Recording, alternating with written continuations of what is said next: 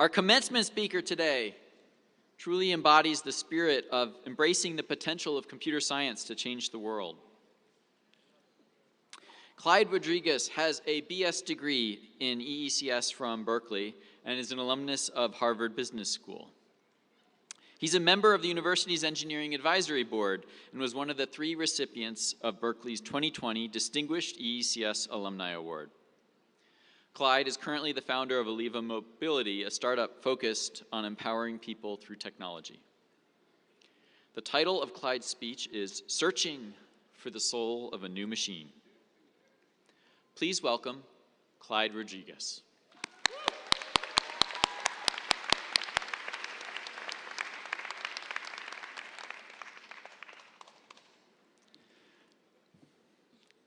Good afternoon, graduates, faculty, distinguished guests. I am honored to be here with you on this day of celebration. Thank you to CS Division Chair David Wegner for inviting me to deliver this address. Graduates, your day is finally here. You've attained an education from one of the most coveted computer science programs from the best public university in the world. Congratulations.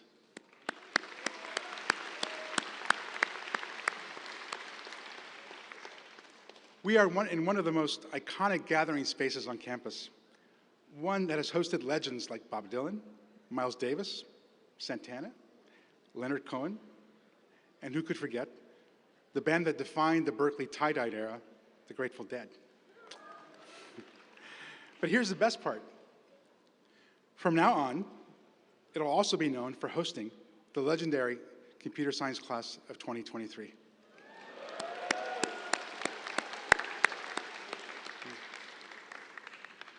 Today marks the completion of a full circle for me. Years ago, I stood on this same spot as an improbable representative of my class to deliver the College of Engineering Commencement Keynote. I left as an ambitious young man from a working class family, ready to pursue long-held dreams, beginning with a career at Microsoft. I return a changed person, living proof that education, and in particular a Berkeley education, transforms lives. I'd like to share 4 insights with you. The first speaks to the power of numbers. My twin sister Julie and I were born in Northern California to Mexican immigrant parents who grieved the lack of a formal education. About a year after our birth, we moved to Mexico to live with our paternal grandmother, but ultimately ended up homeless. My parents built a makeshift house with a tin roof, a dirt floor, no running water or electricity. I was oblivious to these conditions and have faint memories of being a pretty happy kid who loved playing with marbles, a wooden top, and other toys that visiting relatives gifted us. A few years later, we made our way to Central California and became migrant farm workers. While many of our classmates enjoyed fun summers at home, visits to Disneyland, or family ski trips to Tahoe, our routine was quite different. We typically would wake at 4 a.m. and travel for up to 2 hours to a distant garlic or grape field in towns frequented by civil rights activists Cesar Chavez, Dolores Huerta, and others that helped secure agency for farm workers. The garlic harvest was particularly excruciating for my older sisters and me, most of us not yet teenagers. We toiled from early dawn until the scorching sun became unbearable, muscles aching from lifting heavy baskets of garlic overhead, our knees bruised by the hard earth as we excavated bulbs with our bare hands, sweat-drenched clothes clinging to our skin. At the end of the day, we rested in our secluded home on a desolate farm road, surrounded at night by the sounds of crickets, frogs, and an occasional coyote, only to repeat the whole Sisyphean routine again the next morning. These early experiences cultivated respect for unity, collaboration, and service, values which were imperative for our very survival. In a less dramatic fashion, they also influenced the values I carry into my professional life. I have fond memories from the earliest times of Azure, or Red Dog as it was internally known at Microsoft, when we brought a small team of brilliant networking experts to solve some of the toughest scaling challenges and contribute to Microsoft's cloud services reinvention. The magnitude of obstacles the team faced seemed insurmountable at times, but it is in such moments that the essence of teamwork, ingenuity, and resilience really shines. I encourage you to seek help when needed, cultivate a strong support network, and stay in touch with fellow graduates sitting here with you today. Develop empathy for colleagues and recognize that everyone struggles at one point or another. Often, they just need a hand, a kind word, or a mentor. Allyship is a powerful lifeline as well for underrepresented groups who often feel unseen, unsafe, and unsupported. The second insight, the power of purpose. At the age of 11, I witnessed an accident one morning that altered the course of my life. While working alongside family in a foggy vineyard, tying grapevines to a wire, a cane suddenly became loose and whipped my mother across the face. She fell to her knees as I raced to her side. She assured me that she was okay, but her tears and a thick, bright red line now running across her gentle face gave her away. In that instant, I was filled with a mix of anger and conviction, what my father often calls coraje. I stepped back to look at her again and said, "One day, I'm going to take you out of this place, I promise you." This dramatic pledge at a young age became my life's purpose. For many years, it gave my studies greater significance and, most critically, fuel when I was on the brink of giving up. As you navigate the next stage of your careers, remember that time is fleeting. You'll avoid regrets by anchoring your efforts in a substantial goal worthy of your energy and time. Some of you already possess that clarity. Perhaps you too discovered it at a young age. Hold on to it. No matter how much you plan, life rarely unfolds in easy, predictable, linear manners. As it did for mariners in ancient times, a North Star will keep you on course when inevitable storms push you astray. Third insight, perseverance. My decision to attend Berkeley was first inspired by a fateful high school field trip to the university. Imagine you're an ambitious kid living in a rural farm town where the most exciting discovery was a tadpole swimming in the canal across the street. Suddenly, you find yourself at Lawrence Hall of Science, listening to a remarkable woman, a famed biology professor named Marion Diamond, discuss her research into Einstein's brain. You struggle to process her words. Wait, did she just really say that she held the brain of one of the most consequential humans that ever lived? I was enraptured by the opportunities for discovery at Berkeley.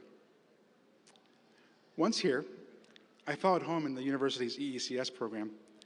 In it, I saw a path to a rewarding career, inspired by professors whose research was redefining an industry. In the process, churning out graduates that were changing the world. My early momentum would not last. The hopes of fulfilling noble dreams suffered a slow and painful death. While taking a linear algebra exam at Latimer Hall, just down the hall from here, the hill from here rather, a housemate entered the auditorium. The campus police was looking for me. I left without completing the test and learned that my father had been brutally attacked and was in the intensive care unit at Salinas Valley Memorial Hospital. I'll never forget driving in agonizing rush hour traffic down 101 to see him. He survived, barely. Unfortunately, my grades that semester did not, nor did my focus. I withdrew from the university and moved back to Central California to help my father recover and to assist my family. When I was ready to return, the university denied my application for readmission. I was devastated. I discovered that I could take EECS courses through UC Extension, taking the same courses as full-time students. After successfully completing several of them, I petitioned the college for readmission and was again denied. On my second attempt, the Dean of Student Affairs sternly told me that I did not belong here, that I should enroll elsewhere, and to stop wasting both his time and mine. I had not yet proven that I could succeed here, and I was determined to change that. I spent weeks collecting what remained of my shattered spirit. I read a Japanese proverb somewhere that said, "Fall 7 times, stand up 8." And again began another semester through UC Extension. That semester, Professor John Worsnick invited me to assist him as a teaching assistant for CS 150. When the semester ended, I confided in him my predicament. To my surprise, he wrote a remarkable letter to the dean extolling my teaching skills and noting that I had become the favorite TA for many students. He concluded his letter by stating that he strongly supported my readmission. I still have a copy of his letter today. Once again, I walked to McLaughlin Hall, past the imposing Corinthian columns that flank its entrance, climbed the stairs to room 308, and met with the dean's assistant. He shared encouraging news. This time, my application would be reviewed by a special committee. He emphasized, however, that their decision would be final. I would not be allowed further petitions. Days later, while working as a tech support technician at Chevron's refinery in Richmond, I received the news I had longed to hear. I had been granted readmission.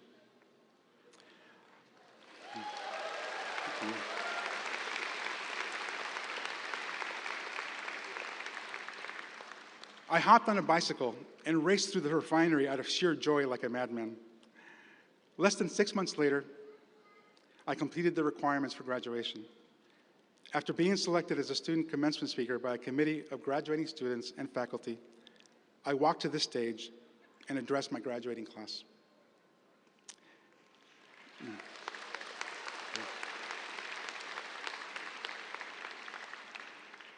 5 years after a moving truck bound for Seattle arrived at my 450 square foot apartment in El Cerrito, I flew home to visit my parents. With my 8 siblings gathered around their dining table, I handed my mother an envelope. She pulled a letter from within and asked, "Y esto? What's this?" It was a note from a bank, informing my parents that their mortgage had been fully paid.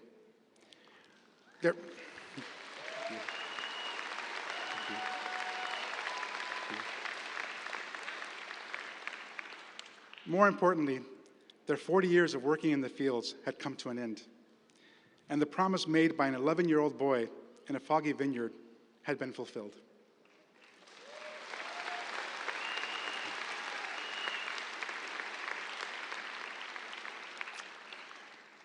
Remember that failure need not mean the death of your dreams. We can draw inspiration from engineering itself, where it is necessary to test, refine, harden a system before successful launch. The same applies to taking risks and conquering fear in pursuit of a life of consequence. A final insight: service to others. One of the greatest rewards of my career has been the opportunity to travel the world and meet people whose lives have been changed by technology. The impact our industry has had on all of us and on society at large is among the greatest examples of human ingenuity and progress. We are now at a historic crossroads. You are graduating during a time of unlimited opportunity, particularly with advancements in AI and the changes it will bring to every sector of life. It is an incredibly exciting time. But you are also the first generation of graduates facing unprecedented concerns about the impact of these new technologies on humanity. Existential dangers once relegated to science fiction have become real and are accelerating at a pace few imagined, with grave consequences for the fabric of society, most notably on the meaning of truth and on social cohesion. For years, we have raced to build a machine that could pass the Turing test without considering the consequences of one that could. The problems before computer scientists are no longer purely technical.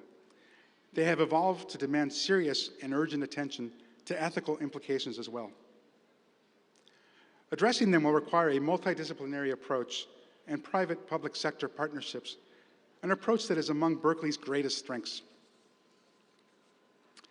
As we progress, we must continuously ask ourselves, how should we guide this important work in service to the advancement of society, not to its destruction? To borrow from a book's title by Tracy Kidder, how will we find the soul of this new machine? The easy path is to ignore these issues and to continue producing systems with awesome power without regard for their consequences. I encourage you to be bold, to resist the comfort of remaining neutral on issues of such vital importance, and to summon the courage to speak truth to power when you see integrity at risk. I know from my own experience working in various sectors how uncomfortable that can be. But we must face these issues head on, and to help society preserve many of the fundamental freedoms that we enjoy. And of course, there is no literal thing as a machine with a soul. The responsibility for injecting a social conscience into the design of these systems remains with all of us working in this privileged field. These problems bring much opportunity, many of them incredibly exciting for innovation, something for which Berkeley has prepared you very well.